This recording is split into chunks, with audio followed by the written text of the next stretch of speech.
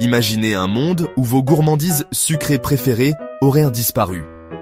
Plus de tablettes de chocolat, plus de boissons gazeuses, même pas une cuillère de sucre dans votre thé. Ça semble extrême, n'est-ce pas? Pourtant, c'était la réalité en Suède pendant les années 40. Dans une initiative audacieuse motivée par les nécessités du temps de guerre, le gouvernement suédois a mis en place un rationnement du sucre si strict qu'il équivalait pratiquement à une interdiction. Il ne s'agissait pas de priver les gens d'une petite douceur, il s'agissait de préserver la santé de la nation en période de pénurie. Ce qui a suivi fut une expérience sociale fascinante, qui offre de précieuses informations sur l'impact du sucre sur notre santé et notre comportement. Cette période a révélé une interaction complexe entre science, éthique et opinion publique, qui continue de façonner notre compréhension du sucre aujourd'hui. Alors, que s'est-il passé lorsque la Suède a renoncé au sucre? La réponse est plus surprenante et complexe que vous ne le pensez.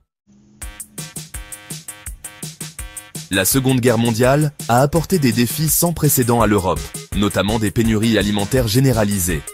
La Suède, bien que neutre dans le conflit, n'a pas été épargnée par ces difficultés. Le gouvernement, confronté à la diminution des réserves alimentaires, a introduit le rationnement pour garantir que chacun ait sa juste part. Parmi les articles rationnés figurait le sucre. Le gouvernement était particulièrement préoccupé par l'impact du sucre sur la santé dentaire. Les dentistes suédois avaient observé une augmentation des caries, en particulier chez les enfants, et pensaient qu'une consommation excessive de sucre en était la principale cause.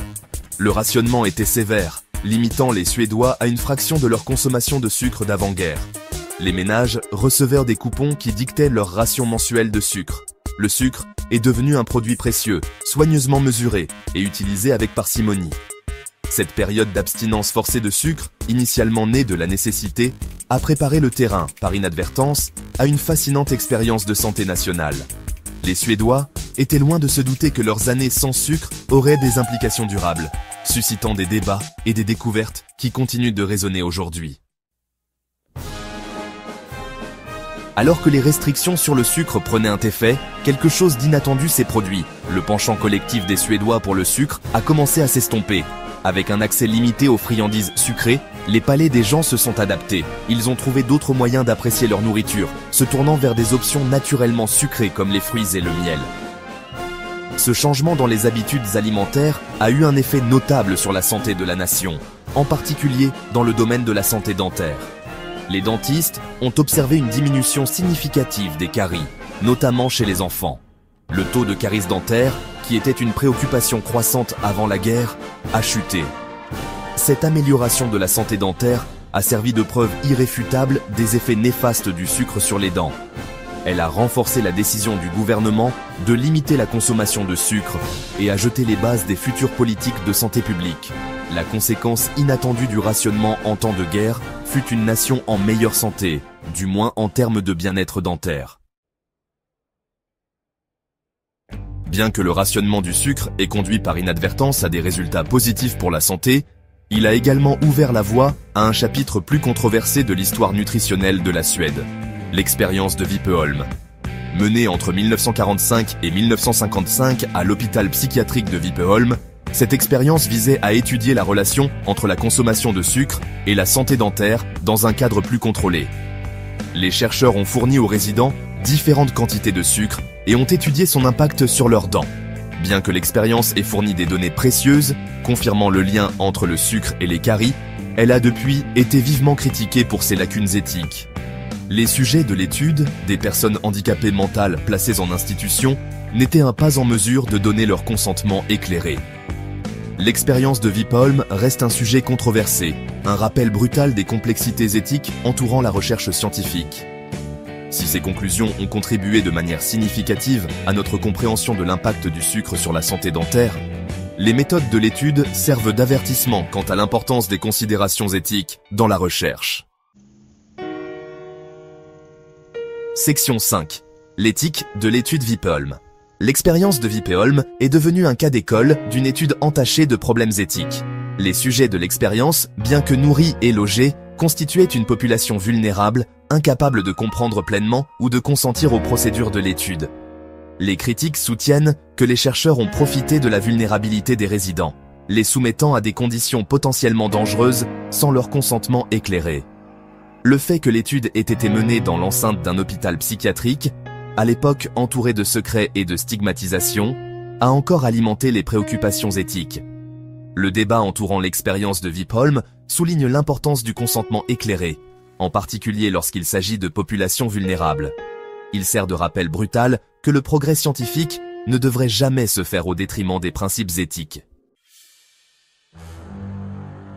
Section 6. Le marché noir du sucre. Quand une envie devient un crime.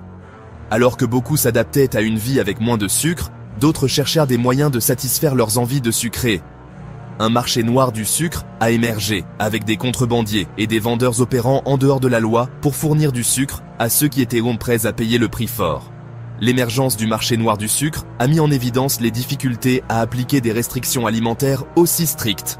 Elle a révélé le désir humain persistant pour les saveurs sucrées, une envie que même le rationnement en temps de guerre n'a pas pu éteindre.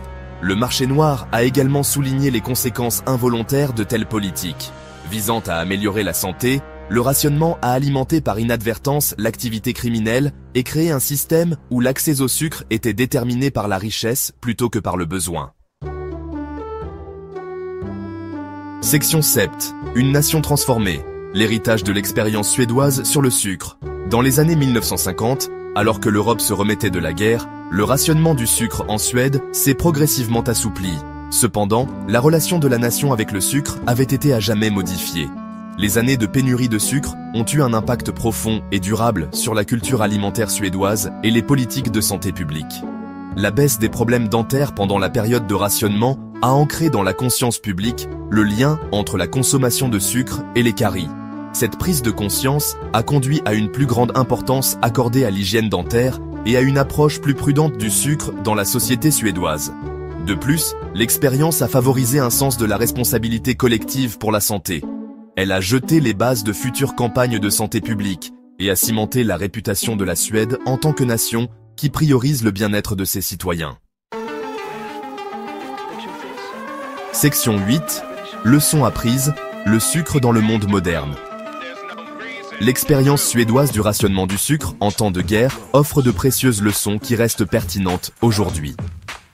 Elle nous rappelle que les politiques gouvernementales peuvent influencer les habitudes alimentaires et, par conséquent, la santé publique. Les améliorations significatives de la santé dentaire observées pendant la période de rationnement soulignent les avantages tangibles de la réduction de la consommation de sucre. La controverse éthique entourant l'expérience de Vipholm nous rappelle brutalement l'importance des considérations éthiques dans la recherche. Elle souligne la nécessité du consentement éclairé et de la protection des populations vulnérables dans toute étude scientifique.